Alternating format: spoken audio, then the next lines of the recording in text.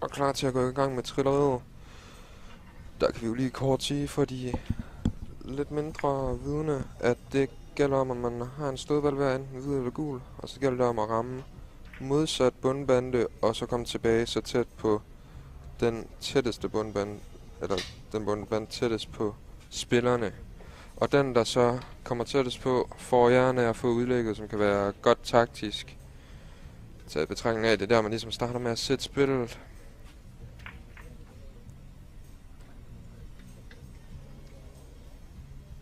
Så er vi ved at være i gang her mellem Tjekken og Primon. I må undskylde, hvis vi tager i resten af kampen vil referere til Tjekken, som du sådan med, på grund af vores jyske navne ændrer, de går ikke meget over Hansen, må vi nok indrømme. Nej, det vil jeg nok være selv at sige. Vi kan så sige, at dagens dommer, Lars Nielsen, IKAST BK, også en god dansk spiller, som har fået æren af at kontrollere dagens opgør. Vi kan se, at Primon han vinder trillningen og tager udlægget. Det han gør, det er, at han spiller den ned i kort og så i lang, og så prøver han at dække den bag den røde og ligesom bruge den røde som en ekstra dækning sammen med pindene. Vi kan se, det virker udmærket. Hver sin side af pindene bliver nødt til at bruge bande først for at kunne ramme ballen. Så udmærket udlæg.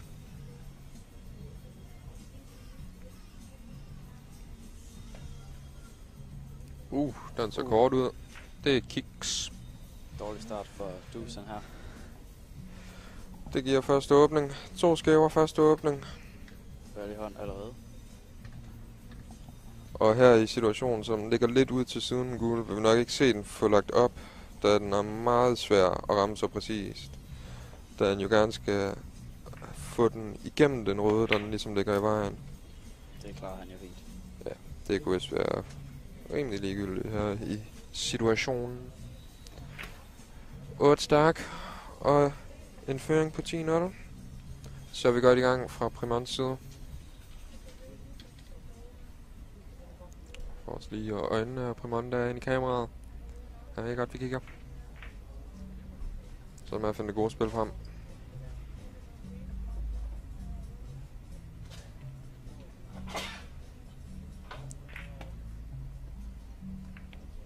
Ui. En frisk variation med at give en direktør og lave skæve. Laver simpelthen 5 skæve her på. Jeg tror, det bliver 6 skæve. Og en direktør til Primon er vist, hvad man kalder tæt på en forfærdelig start for den gode Tjekke, som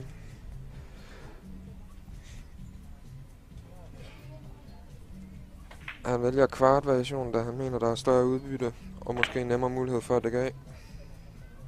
Vi kan vist kun give ham ret. Det er jo egentlig meget fint. Og så om bag rød, så kunne det ikke være meget bedre. Det bliver allerede meget svært for Tjekken at komme tilbage her i første sæt. Ja, bagud 26-0. Det mod en italiener. Ja. Der er jo ikke meget andet at sige, end det er en svær opgave i sig selv at følge med dem til at starte med. Som vi også kunne se her i kampen. Der skal ikke mange fejl til. Ui, kommer lige tønt på, og det giver et dårligt oplæg. Fornuftigt spillet her. Så må vi se Primon ude på en øvelse her. For første gang i kampen.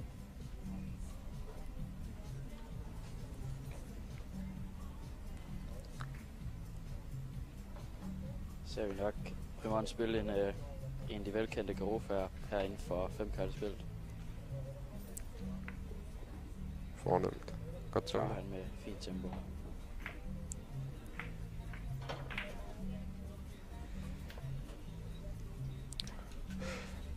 Lægger en lige så skidt ball op, som han fik. Den røde ligger også i vejen for at kunne spille en ordentlig spids på den. Så den er godt gemt derinde.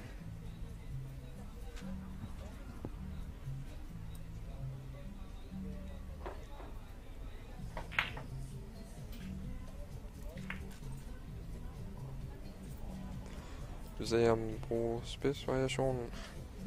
Bundband, langband, og så gerne skubbe den videre ind mod pindene. Skulle noget komme på den gale side. Eller mis. Faktisk overhovedet ramme bolden. Det kunne... Den ser slem ud lige nu for tjekken her. Ja, 28-0 og endnu en lang ball til Primon. ikke udenbart en ret god start. Han kigger måske på kvarten i stedet for, i forhold til det defensive på næste stilling. Det er godt lige, han går efter det. Men bare.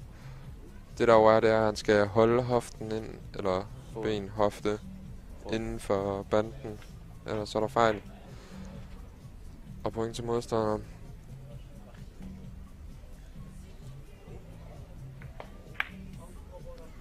Den ser okay ud.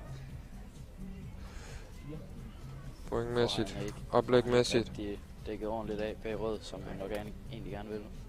Så skal vi nok forhåbentlig se tjekken komme på tavlen her for første gang. Der er der i hvert fald alle chancer. Det er vist også ved at være nu, hvis han skal have en chance for at følge med her i første sæt. Altså, italienerne opnåede over halvdelen af mere end halvdelen af scoren, inden at vi har fået tjekken i gang med pointscoringen her. Og det får vi heller ikke her, desværre. Og giver endnu en god mulighed til Primon. En tværball, muligvis 2 gange på tværs, muligvis 1 gang på tværs, i forhold til, hvordan den helt præcist ligger.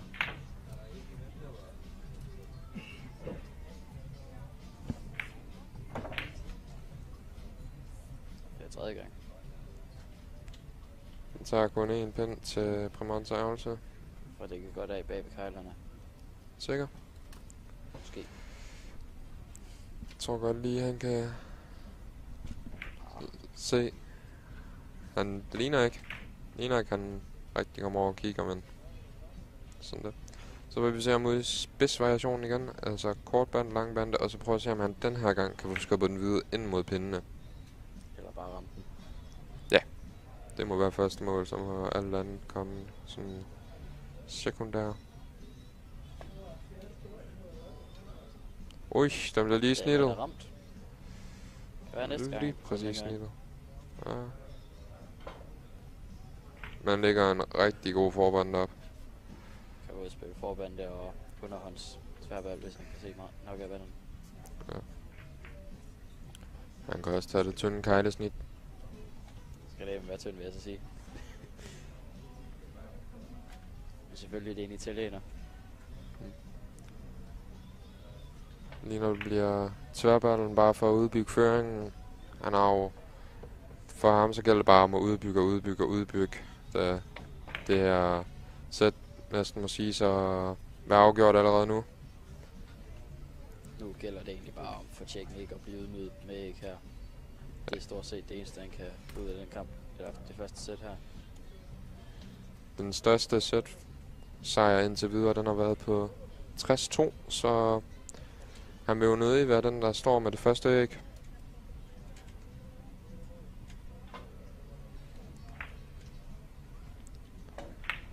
Og så har vi gang i kampen.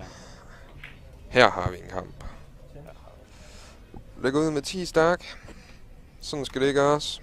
Måske lidt vel sent i kampen, men redder sent den aldrig. Sættet.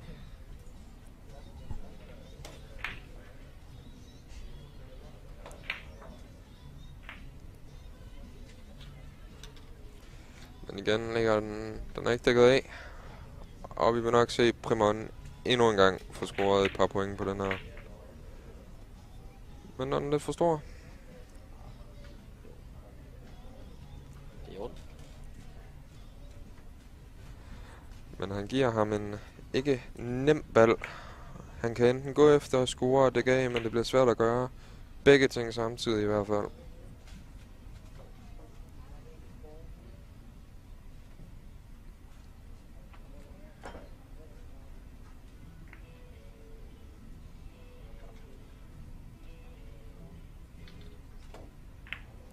Ja, den... Det gik jo ikke rigtigt som planlagt, tror jeg ikke. Umiddelbart.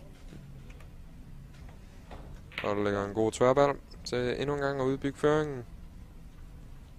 Spørgsmålet er, om han spiller den hårdt igennem, eller bare blødt igennem. Umiddelbart kunne det godt ligne, at han spiller lidt hårdt. Kunne være, at det var 17 gange på tværs og så gemt.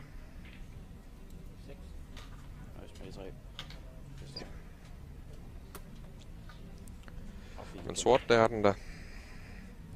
Så Så skal vi nok ud i en af de grovfærne igen, hvis han kan komme langt nok ned. medmindre han føler, at han ikke har styr på bordet, så vil jeg nok vælge at spille enten i toppen eller med venstre skæv. Men det ligner lidt det grovfærne, vi er ude i.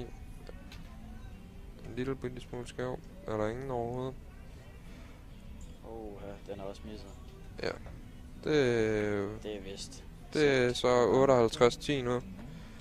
Så er det vist ved at være sæt. Det er bare en enkelt vind. Ja, eller bleget, eller rødt, eller hvad end man har lyst til. Sparepoint, så er vi ved at være færdige. Der må jeg jo bare bukke mig ned og sige, det er godt spottet. Jeg siger tak.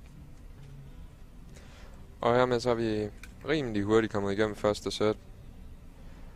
Hvis vi som forventet ser Primant sætte den her. Lidt sæt cifrene 60-10. Så lidt en høvl til Tjekken i første sæt, når vi må se, om han kan gøre lidt mere modstand her i anden sæt. Måske endda få en føring på et tidspunkt i starten. Eller i slutningen. Ja, bare kom med. I stedet for at bagud med 30-40 point, før man beslutter sig for lige at komme i gang. Ja, den følelse har du jo prøvet før. Det tror jeg ikke. Men nogle af os har jo vundet kampe hernede, så sådan det jo. Ja.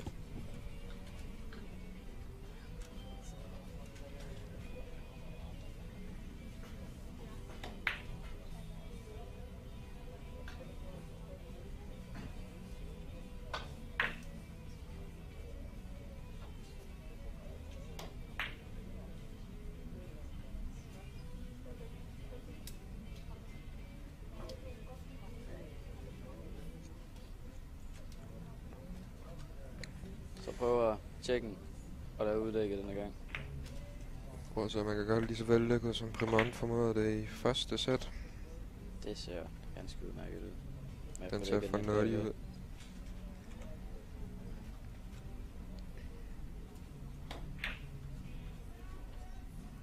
Ja. Bliver lagt lidt ude for banden, så der er stadig mulighed for, at han skal ramme lidt mere præcis, hvor der er et rimelig stort hul, som den hvide stødbær kan gå i. Og hvis den gør det, så er der også gode muligheder for, at den ender med at lave skæve. Så Primant vil nok være ops på at lave den lidt enten kort eller lidt stor for at være med sikkerhed og gøre, at han i hvert fald ikke får sin egen stødball ind i pindene. Rammer han jo fint. Ja. Rampen er tempoet nok. Det har han bedst.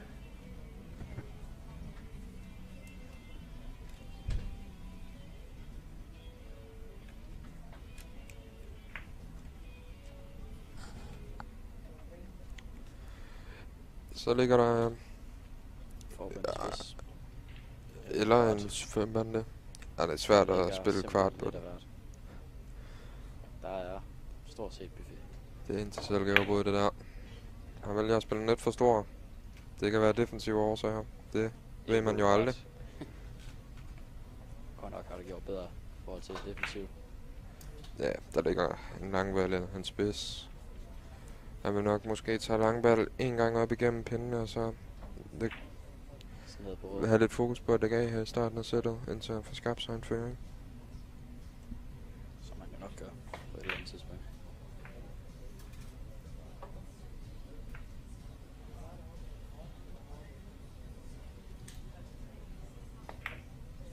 Ui, der var der en total brændert for italieneren, vil man kalde det. Hvor var den dækket af eller sporet? Der ligger en tværball.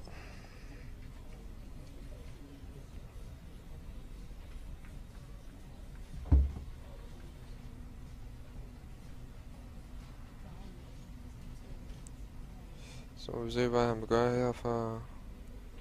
Om man satser på at score, eller for at dække af. Jeg bliver nok nødt til at lave en blanding. Det bliver vist bare score. Ja, yeah. Så må man lægge en lang ball så. Koste hvad det koster, vil at få de 2 point. 2. Jeg tror, han tager de 4. Puste løs.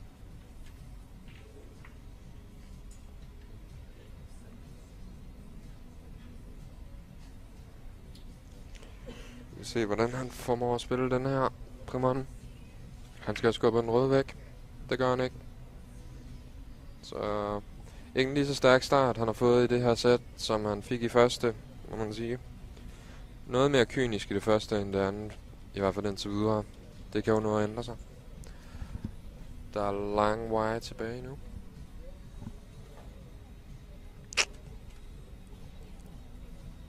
Så sæt dig ned. Sæt dig godt til rette. Tag en kop kaffe, cola, kakao, hvad du har lyst til. Og nyd en god kamp.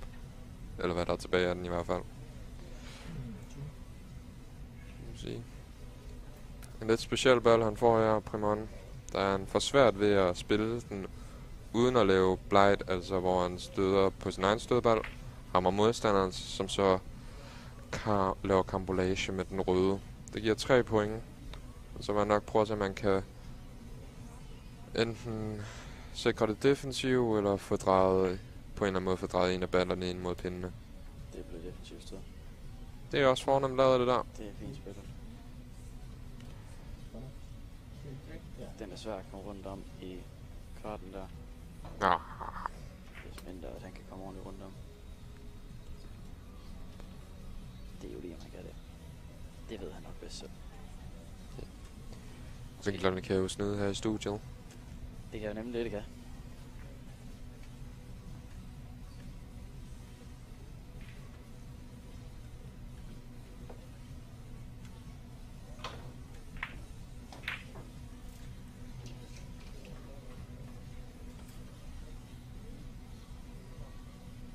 Der bliver taget god tid. Han skal finde en rigtig løsning. Det bliver 5 banden. Det er den, han mener, der er nemmest at kontrollere. Der er meget at ramme på. Vi må finde ud af, om den sidder i øje. Det kunne godt ligne, bliver lidt kort. Det er jo den. Ja. Så får vi endnu en mulighed til Primon. 2 skæve og en lang ball. Nu ser jeg, at man kan vise noget fra sin kyniske side her. Og sætte striben plus det løs. Han vælger at tage højspidsen. Han virker nok ikke helt sikker på langballen, som måske normalt vil være det oplagte valg. Men det kan være, at han mener, at han kan sende den igennem og få rød pind, og så plus hvid, og så ramme den røde og bruge den lidt som stopklods. Jeg tror ikke, det bliver tilfældet. Ingenting. For fint. Godt dækket af. Ja. Det må være det, han kan trække ud af det her.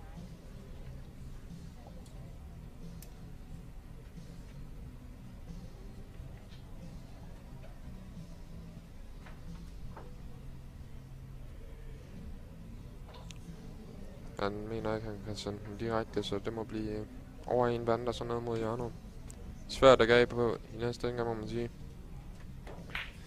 Problemet er, hvis den får et såkaldt dobbeltklap, og så bare slår sig op mod pindene. Eller man spiller den omkring en diamant for kort. Den var ikke rigtig tæt på. Så er vi nok heldige at se en lang ball, tror jeg. Der er ikke mange andre muligheder. Han får 2 til, og muligheden for at score lidt flere. Som vi har set det så mange andre gange her i kampen. Få udbygget sig en lille føring, og man nok kigge på at få den udbygget endnu et stykke nu. Her rammer han fint midt af striben. Og så kunne den godt give blight på vej tilbage måske. Hvis det ikke. 10. 20-6 føring. Det er jo fornuftigt, må man sige. Og heller ikke en sen i bal, så han skal ud i en forband igen. Igen. Nu er ikke en af de sværeste forbander her. Kan bare spille den over en band. Eller 2, hvis man vil dreje den op mod pindene. Det er ikke problem at få den. Gjort det med en band, hvis det skulle være. Det kan der jo godt være delte meninger om. Det kan der vel. Han tager den over 2. Får den ikke rigtig drejet op mod pindene. Nej, det ligger en højspids, kvart, 5 band, 7 band, 9 band. Det er jo sådan lidt, hvem der spiller. Vi vil måske se ham spille højspidsen igen, hvis det kan lade sig gøre. Lidt hårdt antræk. Det kan være, at det bliver en 7 band, 5 band. Det blev simpelthen en langball, han valgte at spille. Jeg tror jeg, han er lidt heldig med klappet her. både bag rød og pindene. Det var ikke helt halvuheldigt. Næsten pres. Og knaldsort. Og et 22 points forspring. Så Det ser fornuftigt ud igen. Ganske udmærket igen, ja. En sikker føring. Det ligner en umulig opgave for tjekken. Det gælder bare om at få scoret lidt flere point i første sæt. Han også prøver at ramme ballen måske. Det gjorde han. For igen ikke dækket af ordentligt af. Ja. Det er en fin kvart her. Ja. Men nok spille den lidt i toppen for at kunne få en afdækning på den. Måske putte lidt skæv i, hvis den er nødvendigt. Okay. Det er en smagsag. Det kan jo være en spiller. Ja.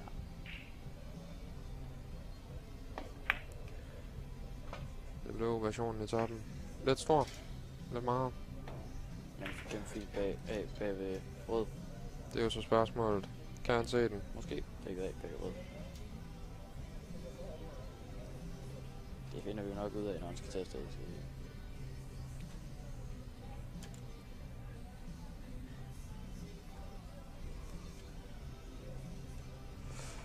Og når jeg sigter, det ligner, den bliver lige på, så bliver det måske langballen, vi får her.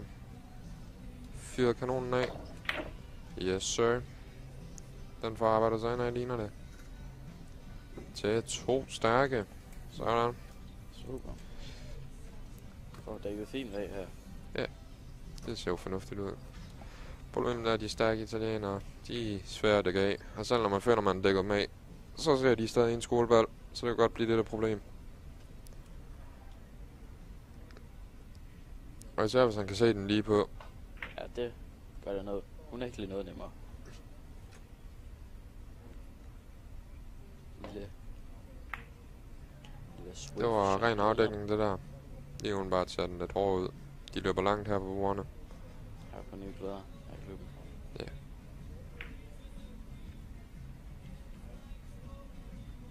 Han vælger...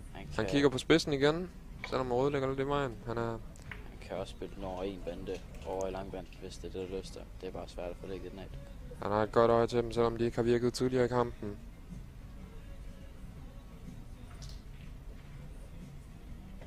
Det kan jo være, det kan jo stadig nå at vinde her i... Den ser sgu også... Ja. Det kunne det jo så. Det kan det nogle gange. Ja, og endnu en lang ball. Det kunne være, han skulle prøve at finde nyt dessing og spille på dem der. Ja. Det har ikke virket indtil videre. Også fuld fokus på øvelsen der, kunne lige se en zoom ind på. Det er godt at se.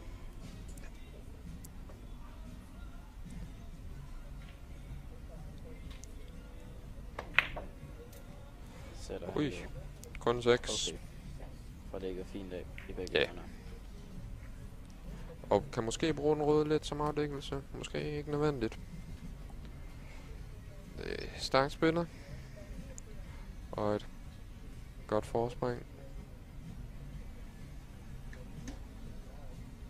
Her kan han enten spille et såkaldt swerve shot udenom pindene, for at få den drejet lidt ekstra mod, eller han kan spille den over en til 2 bander. Han tager swerve shot, måske. Han overvejer den i hvert fald. Den er svær på grund af, at den kan nemt give skæve i første forsøg. Det kan den der også, hvis man nu giver den for meget, og den ligesom slår sig for tidligt. Det bliver en slags massé, man har et piquet ting. En blanding af det hele. Egentlig teknik. Super fint ramt ellers. Ja. Rigtig flot spil her i tjekken. Ja, det var nok dagens bedste, må vi sige. Ja, kan høre bifaldet her i baggrunden måske. Det kan vi i hvert fald. Her i studiet.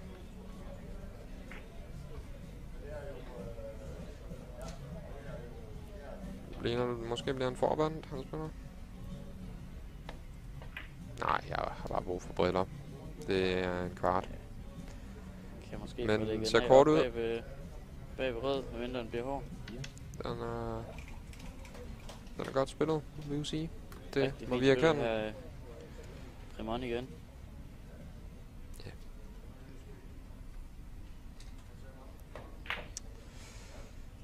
Ja. Ligner han kan se den. Lige umiddelbart. Så bliver det nok en langball, vi ser herfra. Primon tæt på mål. 2/3 af vejen i anden sæt. Det bare et valg, jeg måske ikke havde set komme, det der at spille det var rødt op mod faktisk pinde. heldigt, at der lå en rød valg lige der. Kunne den sagtens have givet skade. Men meget offensivt design, der den nu lægger om.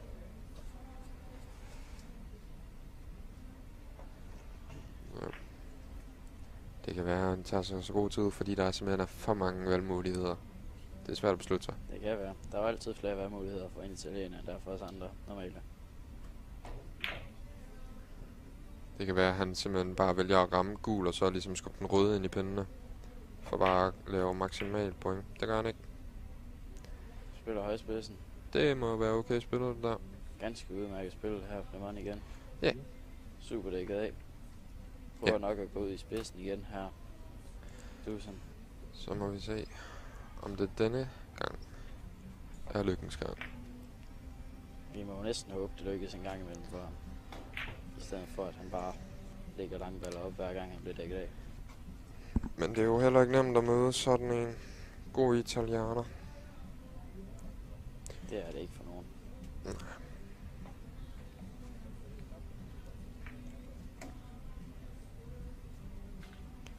Det bliver en lang kvart forbande variation.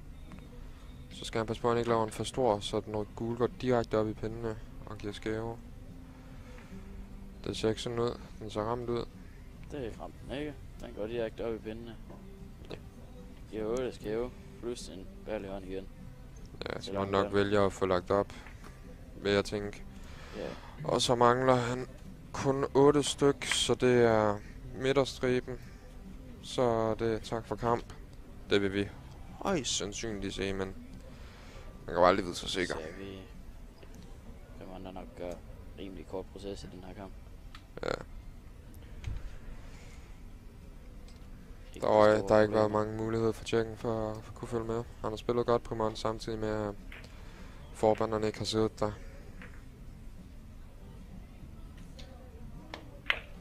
Jeps, så det var det. Lukket for Pemon.